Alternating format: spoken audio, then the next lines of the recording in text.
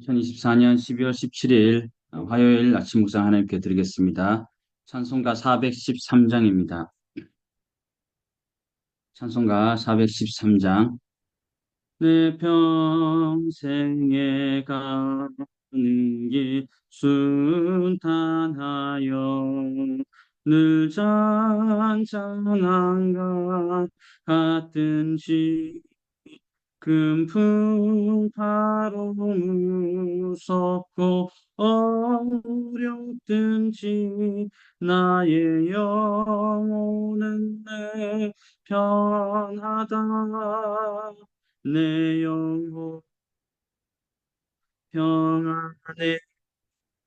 내 영혼 내 영혼 평안해. 저만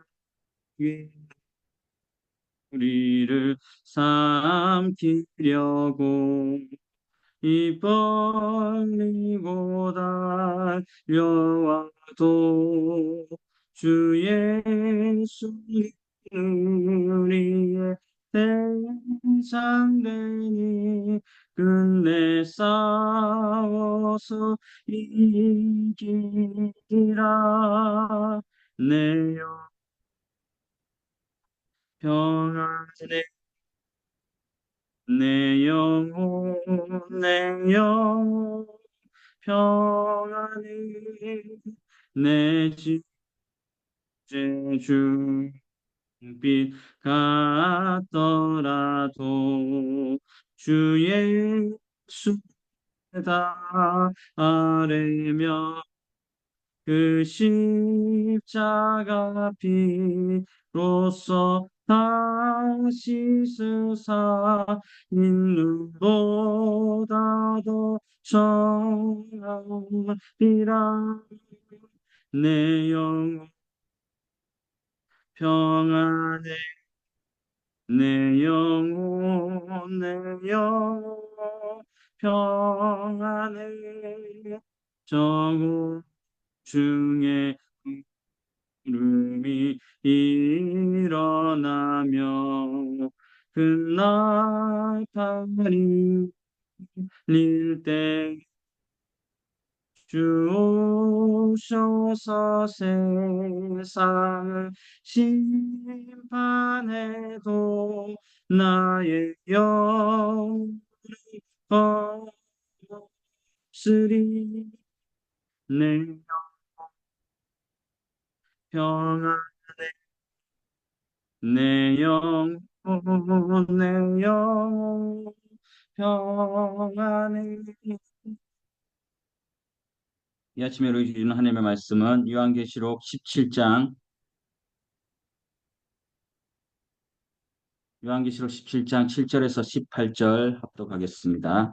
천사가 이르되 왜 놀랍게 여기느냐? 내가 여자와 그 같은 일곱 머리와 열 뿔 가진 짐승의 비밀을 내게 이르리라. 내가 본 짐승은 전에 있었다가 지금은 없으나 장차 무적행으로부터 올라와 멸망으로 들어갈 자니 땅에 사는 자들로서 창세 이후 그 이름이 생명책에 기록되지 못한 자들이 이전에 있었다가 지금은 없으나 장차 나올 짐승을 보고 놀랍게 여기리라. 지혜 있는 뜻이 여기 있으니 그 일곱 머리는 여자가 앉은 일곱 산이요 또 일곱 왕이라. 다섯은 망하였고 하나는 있고 다른 하나는 아직 이르지 아니하였으나 이르면 반드시 잠시 동안 머무르리라. 전에 있었다가 지금 없어진 짐승은 여덟째 왕이니 일곱 중에 속한 자라. 그가 멸망으로 들어가리라. 내가 보던 열불은 열 왕이니 아직 나라를 얻지 못하였으나 다만 짐승과 더불어 임금처럼 한동안 권세를 받으리라. 그들이 한 뜻을 가지고 자기의 능력과 권세를 짐승에게 주더라. 그들이 어린 양과 더불어 싸우려니와 어린 양은 만주의 주시요 만왕의 왕이시므로 그들을 이기실 터이요 또 그와 함께 있는 자들 곧 부르심을 받고 택하심을 받은 진실한 자들도 이기리로다. 또 천사가 말하되 내가 본 바 음녀가 앉아 있는 물은 백성과 무리와 열국과 방언들이니라. 내가 본 바 이 열불과 짐승은 음녀를 미워하며 망하게 하고 벌거벗게 하고 그 살을 먹고 불로 아주 사르리라. 이는 하나님이 자기 뜻대로 할 마음을 그들에게 주사 한 뜻을 이루게 하시고 그들의 나라를 그 짐승에게 주게 하시되 하나님의 말씀이 응하기까지 하심이라. 또 내가 본 그 여자는 땅의 왕들을 다스리는 큰 성이라 하더라. 아멘. 요한계시록 17장과 18장은 세계의 일곱 심판이 끝난 후에 이제 큰 음녀 그리고 큰 성 바벨론에 대한 심판 예고입니다. 어제 본문에서는 짐승을 탄 음녀의 모습과 또 이름, 또 오늘 본문은 음녀가 타고 있는 짐승의 비밀, 또 짐승이 행할 일을 말씀해 주고 있습니다. 7절에 보시면 천사가 사도 요한에게 왜 놀랍게 여기느냐고 물으시면서 짐승의 비밀을 알려준다고 합니다. 사도 요한이 놀란 이유는 회개망측한 막 이상한 짐승의 모습 때문이 아니라 6절에서처럼 큰 음녀가 즉 여자가 성도들의 피와 예수님의 증인의 그 피를 마시고 술에 취한 듯이 막 취했기 때문에 그 회개망측한 모습보다는 그 성도들의 피를 마시는 것에 놀랍게 여기는데 천사는 왜 놀랍게 여기느냐 이렇게 얘기하고 있어요. 이를 본 요한이 어떻게 놀라지 않을 수 있겠습니까? 그런데 천사는 왜 놀랍게 여기느냐? 이는 놀랄 이유가 없다는 뜻이잖아요. 그 이유는 그 여자가 성도들과 예수님의 증인들의 피를 마시더라도 예수님께서 죽음에서 부활하셨듯이 성도들과 예수님의 증인들은 다시 살아나서 주님과 영원히 살 수 있기 때문인 것입니다. 여자의 행동 외에도 놀랄 만한 장면이 더 있어요. 짐승의 모습입니다. 성도들과 예수님의 증인들이 흘리는 피의 장면만큼은 아닐지라도 짐승의 회개망측한 모습은 사도 요한을 놀라게 했습니다. 왜냐하면 그 짐승은 현실 세계에서 존재하지 않는 짐승일 뿐만 아니라 정상적인 동물의 형태를 갖고 있지 않기 때문이에요. 머리가 7인데 뿔은 10개 달린 짐승이라 하잖아요. 사도 요한이 머리가 7에 또 뿔이 10개 달린 짐승을 그림으로 남기지 않았기 때문에 우리는 그 짐승의 모습을 뭐 사람들이 막 그리기도 하지만 상상력으로 그릴 수밖에 없습니다.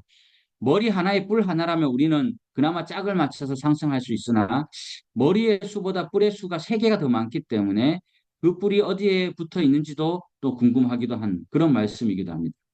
8절 말씀이 유독 긴데요. 천사가 짐승의 비밀을 알려주는 것입니다. 이전에 있었다가 지금은 없으나 장차 나올 이 것이라는 이 표현을 통해 짐승의 과거, 현재, 미래와 또 짐승의 본을 본 사람들의 반응이 나오고 있습니다.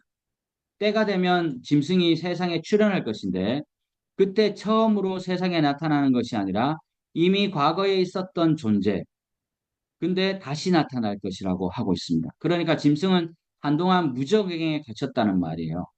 무적행이란 말이 이제 계시록에서 자주 나오죠. 구약에도 나오기도 했는데 이 무적행은 9장과 11장에서 언급되었는데 악한 존재가 갇혀 있는 곳, 또 사단이 1000년 동안 결박되는 장소라고 할 수 있습니다.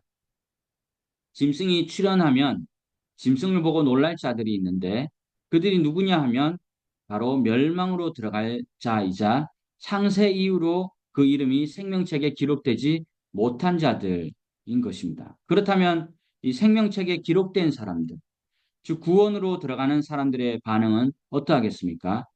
짐승에 대한 이들의 반응이 언급되지 않았다는 것은 구원으로 들어가는 사람들에게는 짐승의 출현이 궁극적으로 두려움이 될 수밖에 없음을 암시한다고 할 수 있습니다. 이는 여자가 성도들과 또 예수님의 증인의 피를 취한 것을 사도 요한이 보고 놀랐을 때 천사가 왜 놀랍게 여기냐고 말했던 것 같은 맥락이라고 볼 수 있어요. 우리가 세상과 구별된 성도의 삶, 그러니까 계속 구별된 삶을 살라고 요한계시록은 강조하고 있어요. 예수님의 증인의 삶을 살아간다면 사탄은 우리에게 두려운 존재가 될 수 없습니다. 9절에서 지혜에 있는 뜻이 여기 있으니 라는 말씀이 있어요. 자, 지혜의 마음이 있는 사람이 깨달을 수 있다는 것입니다. 지혜가 어디 있습니까? 그러니까 우리는 하나님은 사랑이시다. 하나님 이꼴 사랑이잖아요. 그 잠언 7, 8장에 보면은 하나님 이꼴 지혜예요. 하나님이 지혜예요. 지혜를 주세요라기보다도 지혜를 이제 지혜와 함께 하는 거죠. 그러니까 주님께서 말씀으로 통해서 우리에게 지혜를 주신다. 우리가 말씀을 볼 때 주님은 지혜를 주신다. 우리가 기도할 때 이슬 같은 영감을 주신다. 하나님이 함께 하시는 거죠. 하나님의 말씀을 늘 가까이 하는 사람은 지혜의 마음, 하나님이 함께 하시기 때문에 이 지혜가 마음에 생기게 되고 또 깨달음을 얻습니다. 그렇지만 우리는 참 좀 게으르고 나태해서 깨닫기만 하고 그 다음 행동은 안 하죠. 그러므로 우리는 이 아침이 고귀한 시간임을 다시 한번 새기게 됩니다. 천사가 계속해서 짐승에 대한 비밀을 알려주는데요. 일곱 머리가 일곱 산이라고 합니다. 자, 우리가 뭐 많이 얘기하고 있듯이 숫자 7이 완전한 수이고, 산은 힘과 권력을 상징합니다. 일곱 산은 막강한 권력을 가진 존재여서 짐승이 막강한 권력을 휘두를 때가 있다는 것이죠. 10절에서 왕은요, 자신이 다스리는 나라에서 최고 권력자를 말합니다. 앞서 언급된 상과 같아요. 그렇다면 일곱 왕이 구체적으로 누구라고 단언하는 것은 뭐 누구다 이렇게 뭐 지혜롭지 않습니다. 뭐 히틀러다, 네로다 이렇게 말한 것은 지혜롭지 않아요. 분명한 것은 이들의 실체는 하나님을 대적하는 악의 실체라는 점이에요. 일곱 중 다섯은 망하였고 하나는 있으나 다른 하나는 이르지 않았는데 이르면 잠시 머물 것이라고 해요. 자, 계속해서 이 잠깐 동안 뭐 42달 뭐 이런 거 계속 이렇게 나오잖아요. 잠시 머문다는 것은 결국 악의 실체는 오래 가지 못하고 멸망당한다는 것이에요. 그것도 하나님이 원하신 때까지만 그래 너희들은 거기까지 딱 하면 그냥 끝나는 거예요. 걔들의 임무는. 그러므로 성도는 죄악이 만연한 세상에서 요동하지 않고 말씀과 기도로 거룩해져 가고 주님의 때를 조바심 내지 않고 인내로 기다리면서 주님을 따르는 삶을 살아가야 된다는 것이 말씀이 말씀하는 것입니다. 11절에서 여덟째 왕이 나오는데요. 이때까지 계속 일곱 뭐 왕, 일곱 산 이렇게 얘기하면서 갑자기 여덟째 왕이 나와요. 자, 여덟째 왕은요, 다른 왕이 아니라 일곱 중에 속한 자라고 알려주는 것이에요. 그러니까 여덟이 아니라 일곱 중에 속했다. 만약에 여덟째 왕이 다른 왕이었다면 처음부터 여덟 왕, 여덟 산이라고 말했을 것이에요. 중요한 점은 이 역시 멸망으로 들어갈 것이라는 점입니다. 다음 12절에서 열불에 대한 이 천사의 설명이 계속해서 이어지고 있습니다. 열불이 열왕이라고 하는데 뿔은 산처럼 힘과 권력을 상징해요. 열왕은 아직 나라를 얻지 못한 상태이지만 때가 되면 그 권세를 얻을 것이고 또 권세는 홀로가 아니라 짐승과 더불어 이루어진다고 합니다. 우리 기존에 짐승이 있었잖아요. 열뿔이 짐승의 머리에 붙어 있듯이 열왕의 권세는 독자적으로 작용하는 것이 아니라 짐승에 붙어 있을 때 서로 같이 작용한다는 뜻입니다. 여기에서도 주목할 점은 그 권세는 한동안만 지속될 것이다. 성경은 분명히 끝에 말씀하고 있습니다. 그러므로 우리 성도들이 악의 권세에 어려움을 당할 수 있을지언정 그 악의 권세는 영원하지 않고 한동안 뿐이기 때문에 인내하며 주님을 따르는 삶이 필요하다. 성경은 계속해서 우리에게 반복적으로 말씀해주고 있습니다.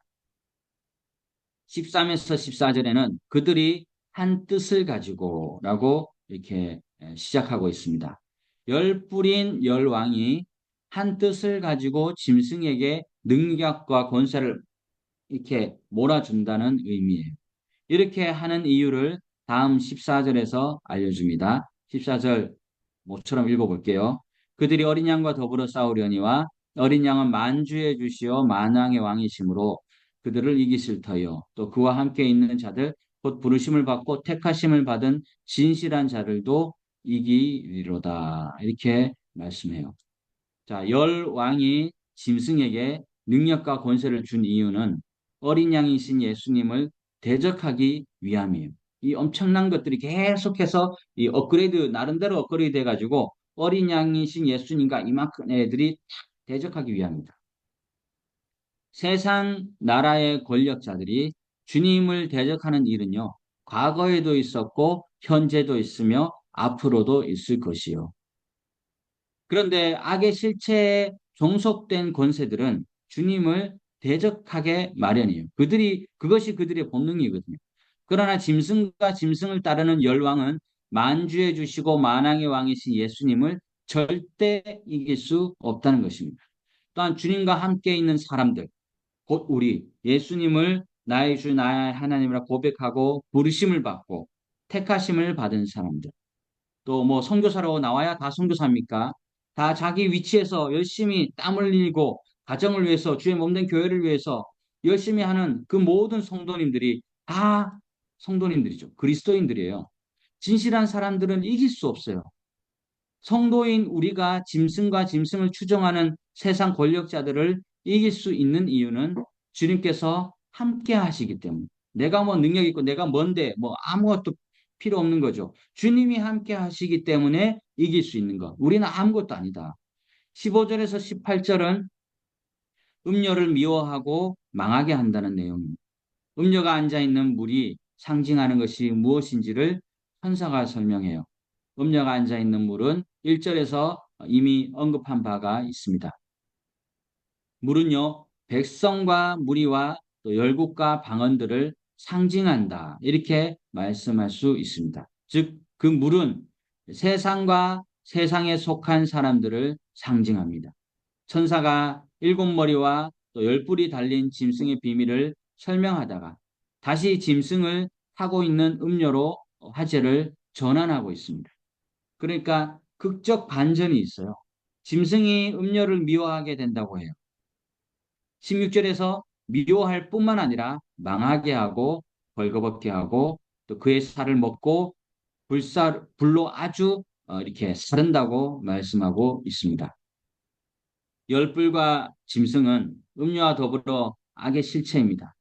짐승이 음료를 태워준 이유도 같은 공동체이기 때문이에요. 그런데 어느 순간에 짐승이 음료를 배반하게 됩니다.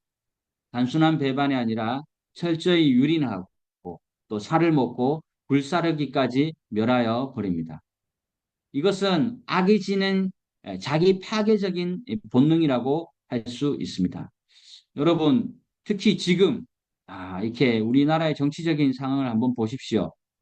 참 재밌어요. 이게 참 배우나 안 배우나 똑같은 것 같아요. 사람은 그 본능은. 자, 보세요. 우리가 살아가는 세상을 보면 서로 악이 서로 악인데 규합했어. 왜? 이 사람 이쪽을 대적하기 위해서. 서로 악인데 규합해가지고 이쪽을 대적합니다. 그런데요, 이 서로 다른 악인데 한 목적을 위해서 하나가 됐잖아요. 근데 이것은요, 오래 가지 못합니다. 같은 악이 모였는데 오래 가지 못해요. 어느 쪽이든 더 큰 욕심 때문에 다른 한쪽을 배반하고 또 막 욕하게 돼 있어요. 자, 악과 악이 결합할 수는 있지만은 결코 길게 가지 못하는 거. 오늘 말씀과 똑같잖아요. 서로 싸우잖아요. 자기들끼리 불사르고. 왜냐하면 악은 이기적이고 탐욕이 그 실체이기 때문에 그들은 오히려 샬롬 이런 걸 절대 원하지 않아요. 복음서에 보면 분봉왕 헤롯과 또 총독 빌라도가 평소에 서로 원수였잖아요. 그런데 예수님을 신문할 때는 서로 친구가 돼. 친구. 친구란 말이 성경에 있어요. 친구가 되었어요. 그런데 그들의 친구 관계는 지속되지 않았어요. 예수님을 십자가 못 박힌 다음에는 그걸 처리한 다음에는 본인들은 또 서로 욕하고 견제하고 뭐 암살 시도까지 하고 그랬단 말이에요. 그들의 친구 관계는 자기 이익을 챙기기 위한 일시적인 것이 악과 악의 규합일 뿐이다. 오래가지 못한다. 음녀가 망하게 된다는 것은 사막처럼 황폐함을 의미합니다. 그리고 음녀가 벌거벗게 된다는 것은 사절에서 화려하게 옷을 입고 시장한 것과 대조적이다. 그러니까 악의 세력은 음녀가 벌거벗겨지는 것처럼 그 실체가 낱낱이 드러날 것이. 그러니까 내가 원수를 뭐 내한테 뭐 함부로 한 사람들 갚을 필요 없어요. 악과 악이 규합하면 그냥 너들은 떠들어라. 나는 내 길 간다. 이렇게 하면 되는 거예요. 내가 뭐 복수를 한다거나 똑같이 할 필요가 없다는 거죠. 알아서 헤어지게 돼 있어요. 음녀의 살이 먹힌다고 하잖아요. 구약 시대의 아합 왕의 아내 이세벨이 심판을 받아서 창밖에 던져지고 지팔 펴서 개들에게 먹혀버린 사건처럼 최후 심판을 받는다는 의미예요. 그리고 불에 의해 살게 되는 것은 유황불에 의해 심판을 받게 됨을 의미합니다. 음녀가 이렇게 배반을 당하는 이유를 다음 17절에서 알려줍니다. 17절의 중요한 단어가 뜻을 이루게 하시고 또 하나님의 말씀이 응하기까지로 보고 있습니다. 음녀의 심판 이유는 하나님의 뜻이기 때문이에요. 짐승이 음녀를 미워하여 음녀를 망하게 하고 벌거벗게 하고 그 살을 먹고 아주 불로 아주 사르지만은 그렇게 하도록 하신 분이 하나님이세요. 지들을 권세로 한 게 아닌 하나님이 하게 하신 것입니다. 성경에 있는 이스라엘의 역사를 보면 하나님께서는 악을 심판하실 때 악한 나라를 통해 심판하실 때가 있잖아요. 뭐 북이스라엘은 아수르가 또 남유다는 바벨론 이렇게 했잖아요. 그러니까 세상에 존재하는 악의 세력들은 서로가 서로에게 심판의 도구가 되기도 합니다. 짐승이 음료를 배반하고 권세를 부릴 수 있는 허용된 시간은 하나님이 정해 놓으셨다. 짐승의 권세의 유효 기간은 하나님의 말씀이 응하기까지. 마지막 18절. 내가 본 그 여자는 땅의 왕들을 다스리는 큰 성이라 하더라. 자, 이것은 여자의 실체를 요약해서 말해주고 있습니다. 그 여자는 땅의 왕들을 다스리는 큰 성이라고 합니다. 여자는 큰 음녀이고 큰 성 바벨론이. 그 여자는 세상의 왕들을 다스리는 악의 실체입니다. 물론 한시적이고 제한적입니다. 여자의 권력은 영원하지 않아요. 왜냐하면 하나님께서 큰 성 바벨론을 멸망시켰기 때문입니다. 여러분, 유럽에서 크림 전쟁이 있었습니다. 1853년 영국을 주축으로 프랑스, 터키 등의 연합군이 러시아와 4년간 전쟁을 했던 전쟁을 크림 전쟁이라고 합니다. 결국 전쟁은 영국 연합군의 승리로 끝났고 런던에서 축하하는 행사들이 열렸습니다. 전쟁에 참여한 수많은 군인들을 치하하는 자리가 열렸습니다. 그들 중에는 양팔을 잃은 군인들, 목발을 의지하며 나오는 군인, 온몸을 붕대로 감은 군인, 성한 사람보다 그렇지 않은 사람들이 훨씬 더 많았습니다. 그런데 그 자리에 있는 모두는 기쁨으로 얼굴에는 웃음이 그치지 않았다고 합니다. 치열한 전투로 인해서 모두가 만신창이가 되어 있었고 많은 백성들이 그들을 보며 눈시울을 적셨지만은 그럼에도 슬퍼하지는 않았습니다. 왜입니까? 승리했기 때문입니다. 우리의 믿음의 여정은 이미 승리했음을 알고 가는 게 승리해 주세요가 아니에요. 승리했어요. 승전보를 울리며 걸어가는 길이에요. 그런데 대적들은 마치 아직도 많은 전쟁이 있는 것처럼 속입니다. 그 속임에 넘어가는 순간 승리의 기쁨은 사라져. 나는 아무것도 아니야. 나는 뭘까? 나는 아무것도 아니야. 이렇게 열등감, 남들과 비교하는 그 열등감이 오게 마련이에요. 주님이 내 편이 되시도록 기도하지 말고 내가 주님 편이 되도록 성숙한 기도를 하면서 이미 이긴 승리를, 이미 내 편인 주님을 누리면서 나가는 우리 모두가 되시기를 간절히 소망합니다. 기도하겠습니다. 승리의 하나님, 어린 양이신 예수님께서 만주의 주가 되시고 또 만왕의 왕이시기에 한 나라의 권세와 능력이 저희를 이길 수 없음을 감사드립니다. 세상이 악이 권세를 부릴지라도 그것이 하나님의 손 아래에 있음을 기억하며 오늘도 하나님께서 허락해 준 삶의 자리에서 이미 이긴 승리를 날마다 누리며 주님을 따르는 거룩한 신부로 살아가게 하여 주옵소서. 예수님의 이름으로 기도드립니다. 아멘. 함께 공동 기도 제목 나누겠습니다. CNE 한인 장로교회 임시 예배 처소를 위해서 또 예배처 등록 교회 부지와 교회 공동체 명의 또 이렇게 담벼락과 전기 또 우물공사를 준비하고 있고 또 유치원 건물 공사를 앞두고 있습니다. 필요한 재정이 채워지도록. 김열반 목사님 또 연못마을교회 1월부터 건축 시작 예정인데 특별히 지금 우리 모두 환율이 좋지 않습니다. 환율이 속히 또 1,300원 또 초반이나 중반대로 회복될 수 있도록 또 이 재정 확보 건축이 순조롭게 이루어지고 황현철 목사님 또 푸놈꾸랑 선한교회 또 어제 2층 바닥 작업을 완료했다고 또 이렇게 연락이 왔습니다. 12월 말쯤에 건축 완료 예정인데 1월이 넘어갈 수도 있다 이렇게 얘기했는데요. 남은 건축과 또 설계 재정 인력이 순조롭게 진행되고 또 어제까지 한 3, 4일 동안 그 CTS에서 촬영팀이 와서 찍고 갑니다.